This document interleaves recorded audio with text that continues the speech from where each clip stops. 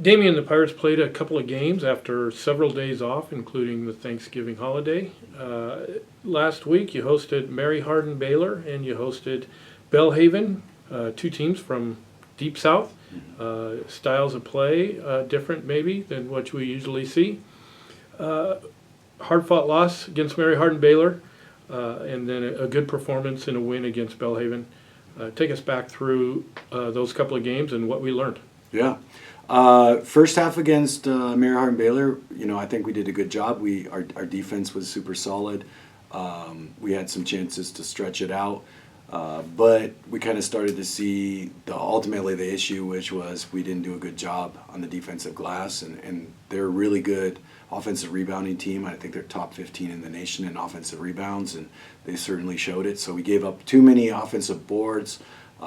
Second half, they had a really hot stretch where I think we let them in the paint, and they got some kick-out threes, and brought it back from, I think we were 12 or 15 up, and basically got the lead. And so we didn't rebound the ball well enough. We didn't shoot our free throws well enough, and we ended up, coming up with a close loss, which was disappointing. But in a season like this, you got to play the long game, and good lessons for us to learn from, and areas that we certainly knew already that we needed to shore up, but now it's been exposed, and so I think it gives our guys an opportunity to refocus on some of those shortcomings. Obviously, we had an opportunity to play a quick turnaround on Monday night, and overall we did a better job in those areas. Still have ways to go, but we were able to pull out a win against a good Bellhaven team. Is it just a cliche, or do you really learn more from losses than you do from wins? I think it's easier to get attention.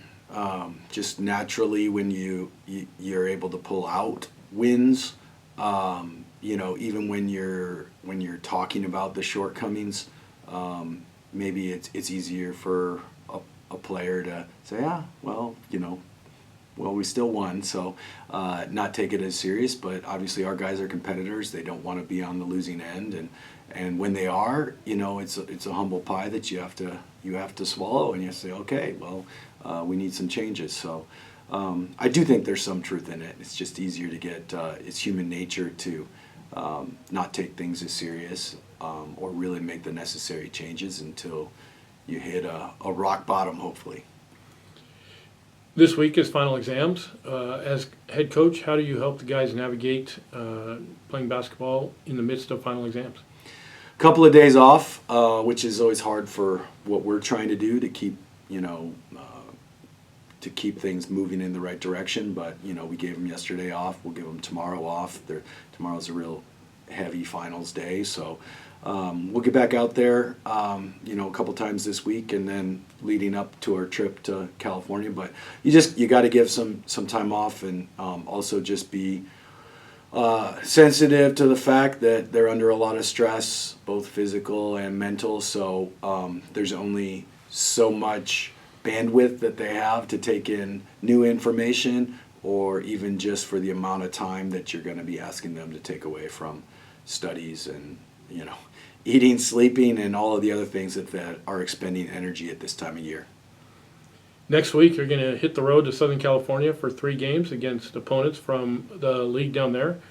What do we know so far about Pomona Pitzer, Claremont Mudd Scripps, and Chapman? Yeah, good teams. Overall, really good teams, good programs. At the moment, CMS, I believe, is undefeated, and they're ranked in the top 25, look really good. They really reloaded from last year. Super strong defensive team.